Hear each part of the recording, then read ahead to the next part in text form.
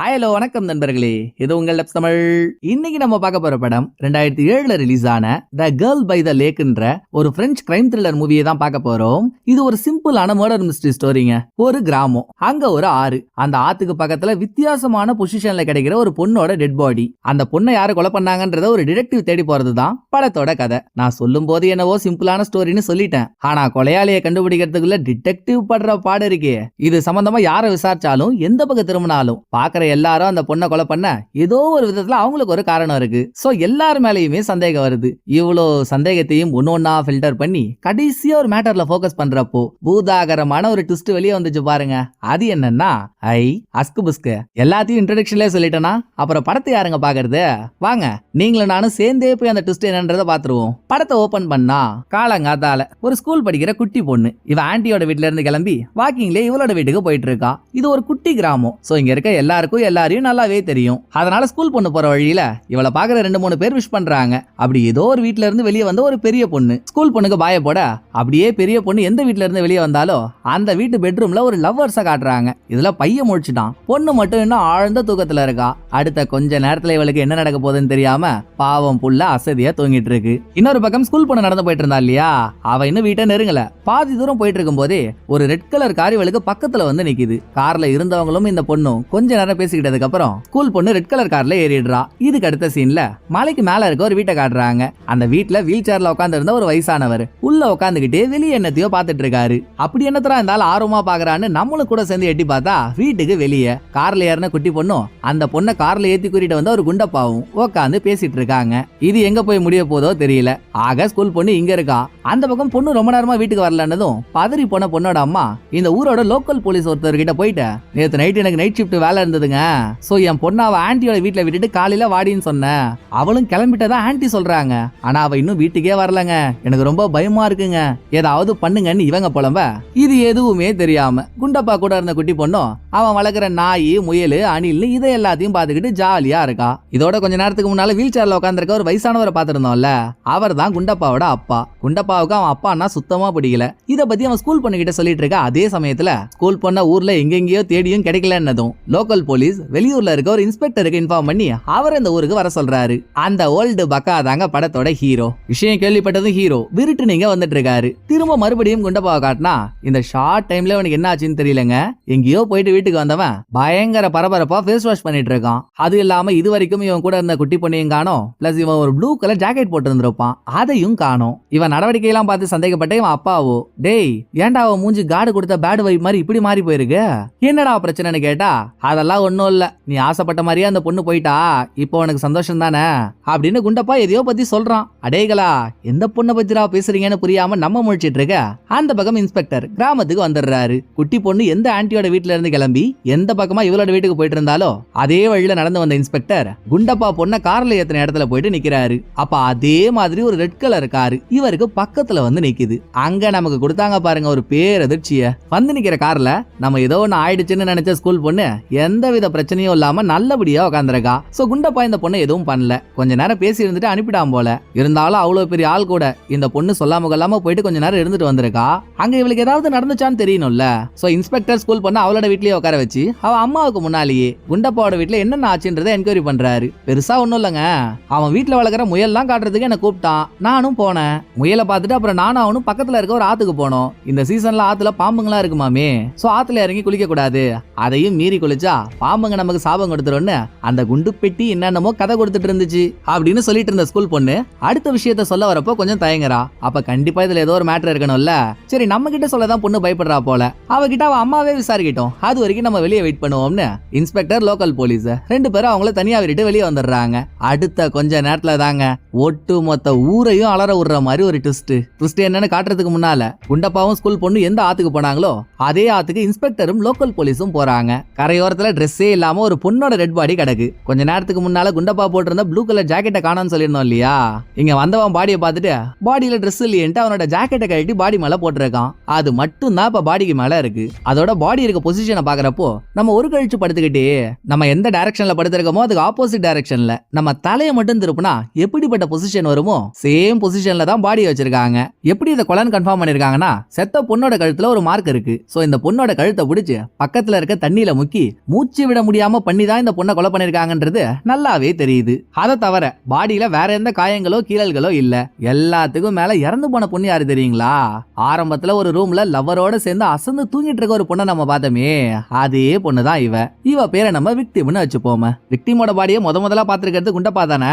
So formalities எல்லாம் முடிஞ்சதும் hero ஒரு போலீஸை கூப்பிட்டு இறந்து போன விக்டிமுக்கு இந்த ஊர்ல யார் யாரு தெரியும், அவ யார் யார் கூட எல்லாம் பேசுவா, எந்தெந்த இடத்துக்கெல்லாம் போவா, அவளோட ஃபேமிலி பேக்ரவுண்ட் என்ன அப்படின்ற எல்லா டீடைலும் எனக்கு தெரியணும், கலெக்ட் பண்ணி எடுத்துருவான்னு அந்த ஆள் அனுப்பிட்டு ஹீரோ ஒரு லோக்கல் போலீஸோட குண்டப்பாவோட வீட்டுக்கு போறாரு. இவன் கிட்ட ஒரு கேள்வியை கேட்டு பதில வாங்குறதுக்குள்ள இவன் அப்பா என்னென்ன அழிச்சாட்டியம் பண்றாருன்றீங்க, யார் நீங்க, எப்படி வாரண்டே இல்லாம என் பையனை வந்து விசாரிக்கலாம், அது இதுன்னு இந்த ஆள் கலவரம் பண்ணிட்டு இருக்க. ஒரு கட்டத்துல ஹீரோவுக்குலாம் வெறி ஆயிடுது. யோ மானியம் வாங்குற சீனியர் சிட்டிசன், தும்முனா தூசி மாதிரி பறந்துருவ, நானே செம்ம கடுப்புல இருக்கேன், வெறுப்பேத்தாம மரியாதையா உள்ள ஓடி போயிடு அப்படின்னு ஹீரோ மிரட்டி குண்டப்பாவோட அப்பா உள்ள அனுப்பிட்டு குண்டப்பா கொலகாரனா இருப்பானோன்ற ஆங்கிள் ஹீரோ விசாரிக்கிறாரு. பட் குண்டப்பாவோ நான் ஏங்க அந்த பொண்ணை கொலை பண்ண போறேன், சொல்ல போனா அந்த பொண்ணு எனக்கு ரொம்ப பிடிக்குங்க, அந்த பொண்ணு பேசிக்காவே ஒரு அத்லெட், ஹாக்கிலாம் விளையாண்டு கோல்ட் மெடல்லாம் வாங்கியிருக்கா, என்னன்னு தெரியல நடுவுல ஹாக்கி விளையாடுறது நிறுத்திட்டா, ஆனாலும் நான் விக்டிமோட பெரிய ஃபேன் தான், டெய்லியும் என் வீட்டு வழியா தான் வாக்கிங் வருவா, எனக்கு ஹாயெல்லாம் காட்டிட்டு போவாளே, அப்படிப்பட்டவளா நான் எதுக்காக கொலை பண்ணணும் அப்படின்னு குண்டப்பா ஒரு கதை சொல்ல, சரி நீ அந்த பொண்ணை கொலை பண்ணல விட்டுருவோம், ஆனா உனக்கு இந்த கிராமத்துல இருக்க எல்லார பத்தியும் தெரியும்ல, அந்த பொண்ணுக்கு யாரு கூடவாது விரோதம் இருந்ததா, வேற யாராவது அந்த பொண்ணை கொலை பண்ணிருப்பாங்கன்னு நீ சந்தேகப்படுறியா இப்படின்னு ஹீரோ கேட்டா பொறுமையா ஹீரோவை பக்கத்துல கூப்பிட்ட குண்டப்பா இவன் அப்பாவை கோத்து வர்றான். என்ன கேட்டா எனக்கு சந்தேகம் மொத்தமே அப்பா மேலதாங்க, அந்த பொண்ணு டெய்லியும் வீட்டு வழியா வாக்கிங் வருவான்னு சொல்லியிருந்தான்ல, என் அப்பனுக்கு ஒரு கால் வராது, அந்த பொண்ணு ஒரு அத்லெட், அவளுக்கு கால்லாம் வேற நீளமா இருக்குமா, சோ அந்த பொண்ணை பாக்குறப்பெல்லாம் எங்க அப்பா காண்டாகி விக்டிமா முறைச்சுக்கிட்டே இருப்பாங்க அப்படின்னு குண்டப்பா சொன்னதோட இங்க சீனு கட் ஆகுது. இதுக்கு அடுத்த சீன்ல விக்டிமோட டீடைல் எல்லாம் கலெக்ட் பண்ணி எடுத்துட்டு வர சொல்லி ஹீரோ ஒரு போலீஸ் கிட்ட சொன்னாருல்ல, அவரு டீடைலோட வந்துடுறாரு. விக்டிமுக்கு அம்மா இல்ல அப்பா மட்டும்தான், நேத்துன்னு பார்த்து விக்டிமோட அப்பா வெளியூர்ல இருக்க அவர் பையனை பாக்கிறதுக்கு போயிட்டாரு. இது இல்லாம ஃபேமிலியில மூத்த பொண்ணுன்னு ஒருத்தி இருக்கா, இவதான் ஆரம்பத்துல ஸ்கூல் பொண்ணுக்கு விஷ் பண்ற மாதிரி நம்ம பார்த்தோம். மூத்த பொண்ணு எந்த வீட்ல இருந்து வெளியே வந்தாலும் அந்த வீட்டு பெட்ரூம்ல தான் விக்டிமும் அவளோட காதலனும் இருந்தாங்க. ஹீரோ இதெல்லாம் கேட்டுக்கிட்டு அடுத்த விசாரணைக்கு விக்டிமோட பாய் ஃப்ரெண்ட் கிட்ட போறாரு. நேத்து நைட்ல இருந்து இன்னைக்கு காலையில வரைக்கும் விக்டிமும் அவ பாய் ஃப்ரெண்டு தான் ஒன்னா இருந்தாங்க. அதோட 8 மணிக்கு முன்னால இவன் வெளியே ஏதோ ஒரு வேலை இருக்குன்னு கிளம்பி போயிட்டான். அதுதான் இவன் விக்டிம கடைசியா பார்த்தது. இதை தவிர அவனுக்கு மீதி வேற எந்த தகவலும் தெரியல. இதெல்லாம் பாய் ஃப்ரெண்ட் சொன்னதோட சரிப்பா உனக்கு விக்டிமுக்கும் என்ன ஒரு 4-5 மாசம் பழக்கம் இருக்குமா, இந்த இடைப்பட்ட காலத்துல உனக்கு விக்டிமுக்கும் 10க்கு 10 அறையில எதுவும் பயங்கர நடந்துச்சா அப்படின்னு ஹீரோ பர்சனல் கேள்விக்கு போக இதுக்கு பதில் சொல்ல பாய் ஃப்ரெண்டுக்கு சுத்தமா விருப்பமே இல்ல. ஆனா இது ஒரு மர்டர் கேஸ், அது சம்பந்தமா ஆபீசர் என்ன கேள்வி கேட்டாலும் ஒளிவு மறைவு இல்லாம பதில் சொல்லி ஆகணும்ல.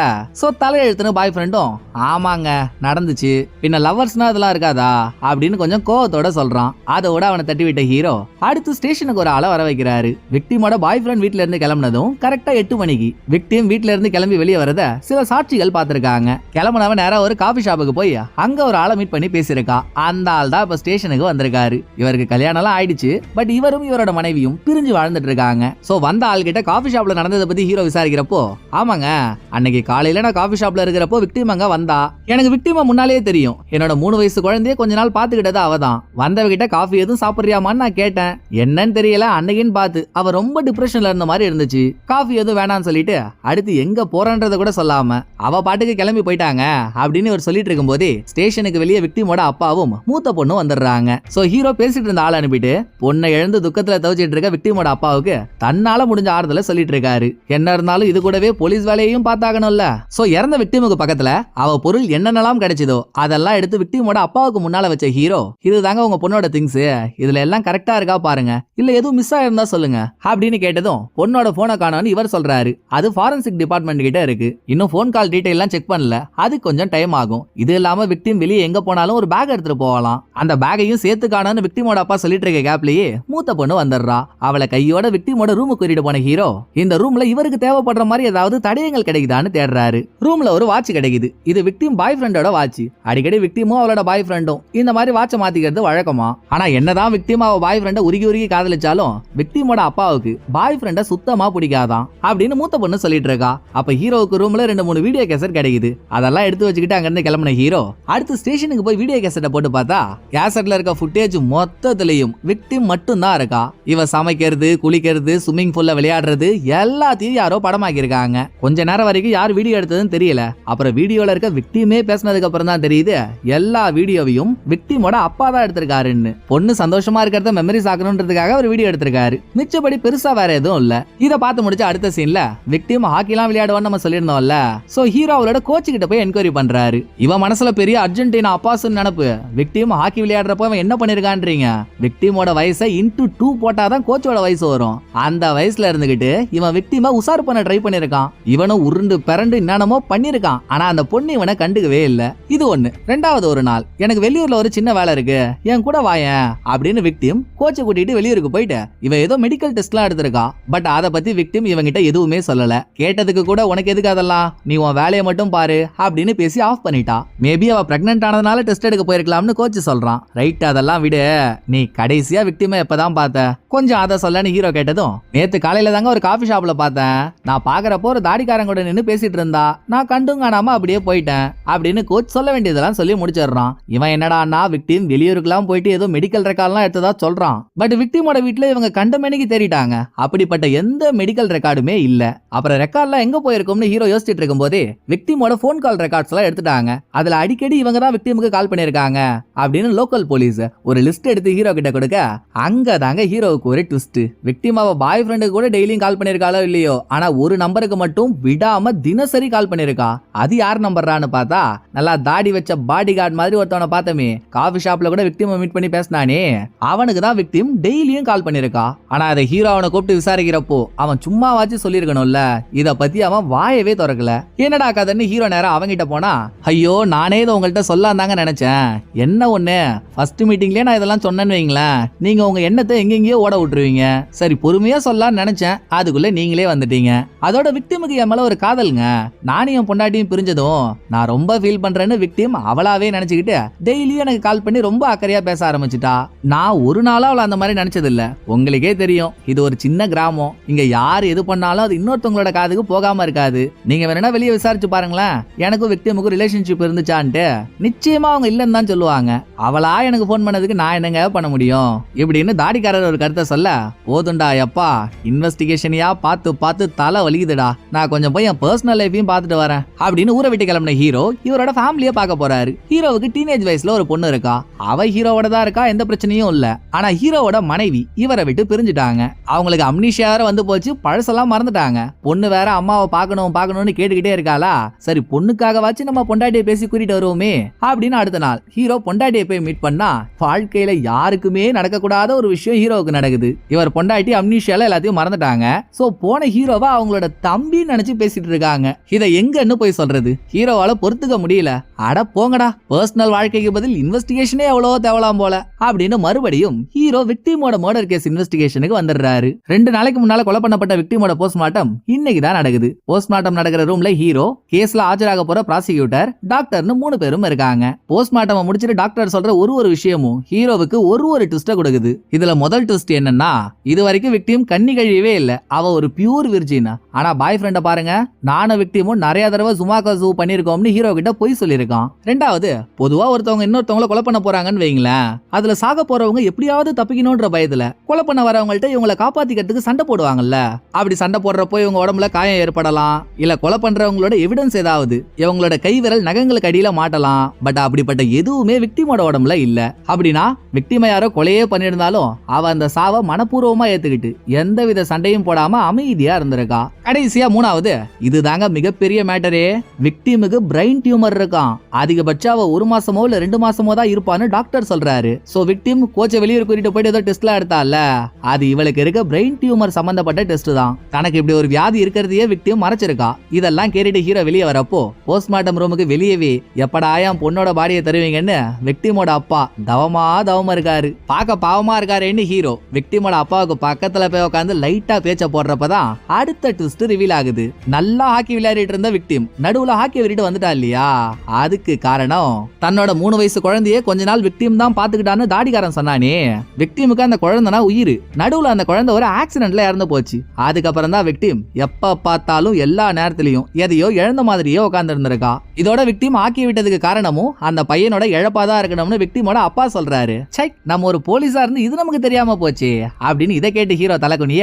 இன்னொரு பக்கம் விக்டிம் எப்போ விர்ஜின்ன்ற மேட்டர் தெரிஞ்சதோ அது சம்பந்தமா போய் சொன்னா பாய் ஃப்ரெண்ட் மேல சந்தேகப்பட ஆரம்பிச்சிடுறாங்க. சோ சர்ச் வாரண்ட் ஒன்னு வாங்கிட்டு போலீஸ்காரங்க பாய் ஃப்ரெண்டோட வீட்டுக்கு போய் ரைடு விட்டதுல வெளியூருக்கு போய் விக்டிம் மெடிக்கல் டெஸ்ட்ல எடுத்தாலே அந்த மெடிக்கல் டெஸ்டோட ரெக்கார்ட்ஸ் இது இல்லாம விக்டிம் பாய் ஃப்ரெண்ட் கிட்ட கொடுத்து வச்சிருந்த 2-3 கேசட்லாம் போலீஸ்க்கு கிடைக்குது. கேசட்ல பாஸ்வேர்ட் ப்ரொடெக்ஷன் இருக்கிறதுனால உள்ள என்ன இருக்குன்னு நமக்கும் தெரியல. ஏன் அவ்வளோ நாள் அதை வச்சிருந்தா பாய் ஃப்ரெண்டுக்கே அதுல என்ன இருக்குன்னு தெரியல. இப்பதான் அதெல்லாம் எடுத்து பார்த்துட்டு இருக்கான். இத போலீஸ் கண்டுபிடிச்சதுலயே ஏற்கனவே இவன் மேல இருந்த சந்தேகம் இன்னும் அதிகமாயிடுச்சு.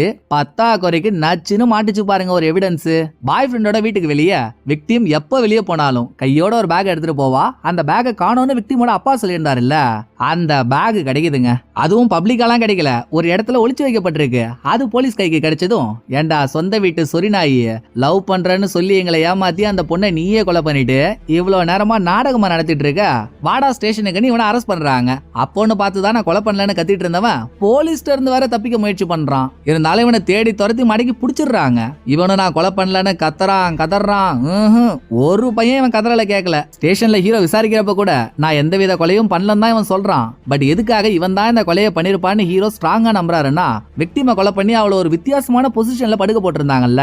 ஹீரோவை பொறுத்த வரைக்கும் விக்டிமை சாகடிச்சவங்க இவ அமைதியான முறையில சாகணும்னு நினைச்சுதான் தூங்குற மாதிரி அவளை படுக்க வச்சிருக்காங்க. அப்படி இருந்தும் விக்டிமோட கண் கொலை பண்ணவங்களோட கண்ணை பாக்குறப்போ நம்ம தான் விக்டிமை சாகடிச்சோன்ற குற்ற உணர்ச்சியை அவங்களால தாங்கிக்க முடியல. சோ விக்டிமோட கண் நம்மளை பார்க்க கூடாதுன்றதுக்காகத்தான் அவளை ஒரு கழிச்சு படுக்க போட்டுட்டு அதுக்கு ஆப்போசிட் டைரக்ஷன்ல அவ தலையை மட்டும் திருப்பி வச்சிருக்காங்க அப்படின்னு ஹீரோ நினைச்சிட்டு இருக்காரு. இப்ப அரெஸ்ட் பண்ணி கூட்டிட்டு வந்திருக்கிறது விக்டிமோட பாய் ஃப்ரெண்ட். கொஞ்ச நாளா 2 பேரும் ரிலேஷன்ஷிப்ல இருந்தாங்க. விக்டிமுக்கு வேற பிரெயின் டியூமர் இருக்கு இல்லையா, சோ சாகர வரைக்கும் ஒரு நாளும் அவ நரக வேதனையை அனுபவிச்சிட்டு இருப்பா. எதுக்கு தினசரி அவளுக்கு அந்த வேதனையை கொடுத்துக்கிட்டு அவளை கொலை பண்ணிட்டா ஒரேடியா அந்த வேதனை போயிடும்னு நினைச்சுதான் பாய் ஃப்ரெண்ட் விக்டிமை கொலை பண்ணிருக்கான். இது தெரிஞ்சதுனாலதான் விக்டிமும் சாகரப்ப எந்தவித சண்டையும் போடாம அவளும் சாவை ஏத்துக்கிட்டு நிம்மதியா செத்துருக்கா. கொலை பண்ணதுக்கு அப்புறம் அவ தூங்குற மாதிரி அமைதியான போஸ்ட்ல அவளை படுக்கப்பட்ட பாய் ஃப்ரெண்ட் அவ கண்ணு இவனை பாக்குறது பிடிக்காம தலையை மட்டும் திருப்பி வச்சிருக்கான். இப்படின்னு ஹீரோ ஒரு தியரியை சொல்ல, எப்பா எப்பா எப்பா என்ன மூலங்க உங்களுக்கு, நீங்களாம் படத்துக்கு கதை எழுத போலாங்க. எவ்வளவு அழகா கதை ரெடி பண்றீங்க. நீங்க சொல்றதுல துளி கூட உண்மை இல்லங்க. நீங்க இப்ப எதை நினைச்சு என்ன சந்தேகப்படுறீங்க? விக்டிமும் நானும் பிசிக்கலா ஒன்னா இல்ல, ஆனா இருந்தேன்னு உங்கள்ட்ட சொன்னதுனால தானே என்ன சந்தேகப்படுறீங்க. லவ் பண்ற பொண்ணு கூட நான் அப்படி இல்லன்னு உங்கள்ட்ட சொன்னா நீங்களும் இந்த கிராமமும் எங்களை என்ன நினைப்பீங்க? எங்களுக்குள்ள எந்தவித அந்யோன்யமும் இல்ல, நாங்க லவ் பண்றதுல ரீல்னு நினைச்சுக்க மாட்டீங்க. அந்த காரணத்துக்காக தாங்க நடக்காத ஒண்ணு நடந்துச்சுன்னு சொன்னேன். இதுக்கு என் மேல கொலை பழியா? இதெல்லாம் ரொம்ப அநியாயம் அப்படின்னு கடைசி வரைக்கும் பாய் ஃப்ரெண்ட் நான் விக்டிமை கொலை பண்ணவே இல்லைன்னு புடிச்ச புடியில நிக்கிறான். 1000 தான் பாய் ஃப்ரெண்ட் இந்த கொலையை பண்ணிருப்பான்னு ஹீரோ சந்தேகமே பட்டாலும் இடையில இவருக்கு ஒரு மேட்டர் தெரிய வந்துச்சுல்ல, தாடிக்காரனோட 3 வயசு பையன் ஆக்சிடென்ட்ல இறந்து போயிட்டான்னு. சரி அதை பத்தி விசாரிச்சு பாப்போம்னு ஹீரோ அடுத்த சீன்லயே தாடிக்காரனோட பொண்டாட்டி கிட்ட போறாரு. பையன் இறந்ததுக்கு அப்புறம் தான் தாடிக்காரன் அவனோட பொண்டாட்டி 2 பேரும் பிரிஞ்சிருக்காங்க.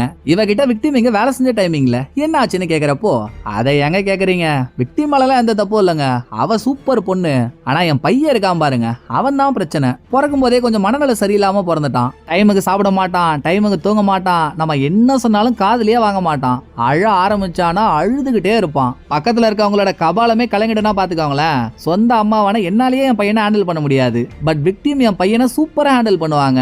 என் பையன் சொல்றதெல்லாம் கேட்டு அமைதியா இருக்கான்னா அது ஒரே ஆள் விக்டிம் கிட்ட மட்டும்தான். எனக்கே சம்டைம்ஸ் விக்டிமை பாக்குறப்பெல்லாம் பொறாமையா இருக்கும். என்னடா சொந்த அம்மா நம்மளால பையனை மேனேஜ் பண்ண முடியல, அந்த பொண்ணு இவ்வளவு அழகா பண்றாளேன்ட்டு. எல்லாம் நல்லா தான் போச்சு. நடுவுல நடந்த ஒரு ஆக்சிடென்ட்னால என் பையன் போயிட்டான். அதோட விக்டிமையும் அடிக்கடி பாக்குறத நிறுத்திக்கிட்டேன். இதுக்கு மேல நான் என்னங்க சொல்றது அப்படின்னு தாடிக்காரனோட பொண்டாட்டி வேதனையா இதெல்லாம் சொல்லி முடிக்கிறா. இதுக்கப்புறம் விக்டிமோட ருட்டீன் லைஃப் என்னவோ, காலையில அவ எத்தனை மணிக்கு எழுந்திருச்சு எந்த வழியா வாக்கிங் போவா, மறுபடியும் எந்த வழியா வீட்டுக்கு வருவா, அதுக்கப்புறம் எப்படி வேலைக்கு போவா, இதெல்லாம் அனலைஸ் பண்ணி தெரிஞ்சுக்கிட்ட ஹீரோ டெய்லியும் காலையில விக்டிம் வாக்கிங் போற வழியில இவர் இன்னைக்கு காலையில நடந்து போயிட்டு இருக்காரு. இதே வழியில தான் தாடிக்காரனோட வீடு, குண்டப்பா அவனோட அப்பா அவங்க தங்கி இருக்க வீடுன்னு எல்லாம் இருக்கு. அதை பார்த்துக்கிட்டே ஒரு ரவுண்ட் வந்த ஹீரோ அடுத்த ஸ்டேஷன்ல உட்காந்து பாய் ஃப்ரெண்டோட வீட்ல இருந்து இவங்களுக்கு மெடிக்கல் ரெக்கார்ட்ஸ் கூடவே சில பல சிடிஸ் கிடைச்சது இல்ல. சிடி பாஸ்வேர்ட் ப்ரொடெக்ஷன்ல இருந்ததுனால இது வரைக்கும் அதை ஓபன் பண்ணல. இப்பதான் கஷ்டப்பட்டு அதை ஓபன் பண்ணிருக்காங்க. அப்படி அந்த சிடில என்னதாண்டா இருக்குன்னு பார்த்தா கிட்டத்தட்ட அது விக்டிமோட பர்சனல் டைரி மாதிரி இருக்கு. தினசரி வாழ்க்கையில அவளுக்கு என்னென்ன நடக்குதோ அதெல்லாம் டாக்குமெண்டா ரெடி பண்ணி அதை விக்டிம் சிடில போட்டு வச்சிருக்கா. சரி இது மூலமாவது நமக்கு ஏதாவது தடயம் கிடைக்கும்னு நைட் ஆரம்பிச்சு விடிய விடிய ராக் வழி மாதிரி எல்லாத்தையும் ஹீரோ உட்காந்து படிச்சிட்டு இருக்காரு. ஆனா ஒரு இழவும் மாட்டின பாடு இல்ல. அட போங்கடான்னு படிச்சு முடிச்சுட்டு தூக்கி போட போறப்பதான் ஒரு விஷயம் கண்ணுல மாட்டுது. விக்டிம் டெய்லி வாக்கிங் போற வழியில குண்டப்பாவோட வீடு இருக்குல்ல, போறப்பலாம் இவ குண்டப்பாவுக்கு ஹாய் காட்டுவா. காட்டுவாளாம். அவன் எந்த பிரச்சனையும் பண்ற மாதிரி தெரியல. அவனும் சிரிச்சுக்கிட்டே விக்டிமுக்கு ஹாய் காட்டி இருக்கான். ஆனா குண்டப்பாவோட அப்பான்னு ஒருத்தவர் இருக்காரு, நல்லா 3000 வருஷம் மூஞ்சுரு மாதிரி, அவர் தான் இங்க பிரச்சனையே. எப்பெல்லாம் விக்டிம் குண்டப்பாவுக்கு ஹாய் காட்டுறாலோ அப்பெல்லாம் குண்டப்பாவோட அப்பா வீட்டுக்குள்ள உட்காந்துக்கிட்டு வெளியே நிக்கிற விக்டிம முறைச்சு பாப்பாராம். அந்த பார்வையை நினைச்சாலே இப்போ வரைக்கும் எனக்கு நடுங்குதுன்னு விக்டிம் அந்த டாக்குமெண்ட்ல எழுதி வச்சிருக்கா. படிச்ச ஹீரோ சும்மா இருப்பாரா? நேரா குண்டப்பாவோட அப்பா கிட்டே போயிட்டு, யோ என் கையை கொஞ்சம் முறுக்கி காட்டு, உனக்கு எவ்வளவு ஸ்ட்ரென்த் இருக்குன்னு எனக்கு தெரிஞ்சாகணும் அப்படின்னு கையை கொடுத்து முறுக்க சொல்ல, அவர் வயசான ஒரு பாவம் முறுக்க முடியாம கஷ்டப்பட்டுட்டு இருக்காரு. முதல்ல எதுக்குங்க இதெல்லாம் பண்ண சொல்றீங்க?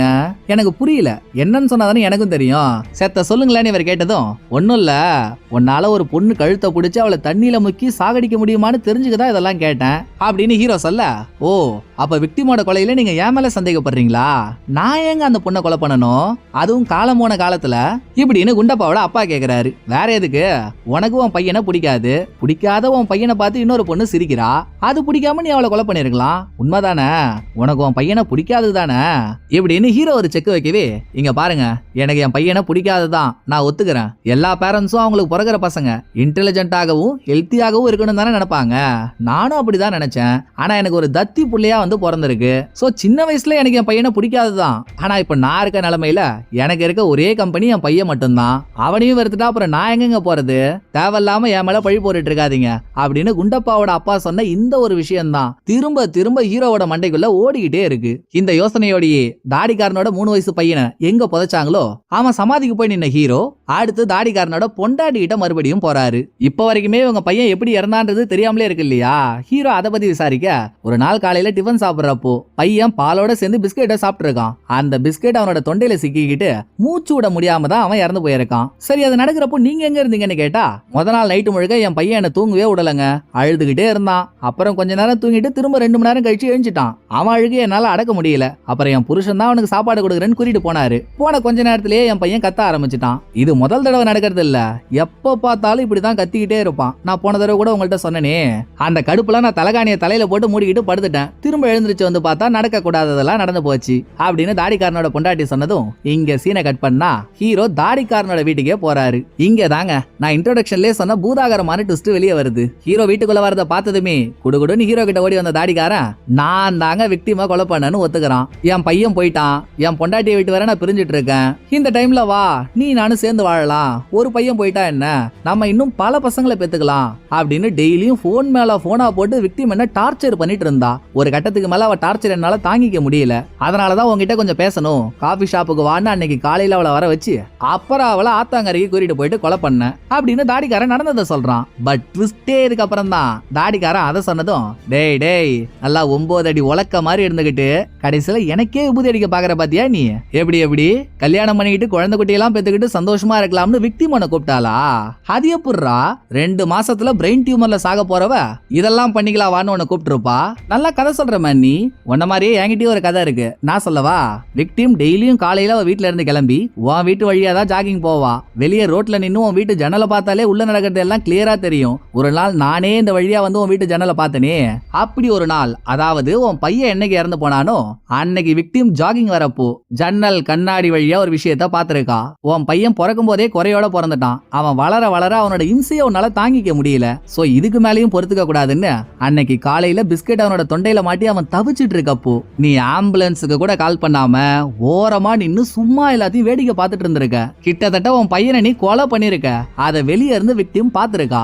உனக்கு உன் பையன் மேல இருக்கிறத விட விக்டிமுக்கு தான் உன் பையன் மேல பாசம் அதிகம். சோ அவ கண்ணு முன்னாலேயே நீ உன் பையனை கொலை பண்ணிட்டதும் அவ தினசரி உனக்கு கால் பண்ணி நீ பண்ணதை வெளியே சொல்லிடுவேன்னு மிரட்டி இருக்கா. அந்த தொல்லை தாங்க முடியாம தானே காபி ஷாப்புக்கு அவளை வர வச்சு அடுத்து அவளை கூட்டிட்டு போயிட்டு கொலை பண்ண.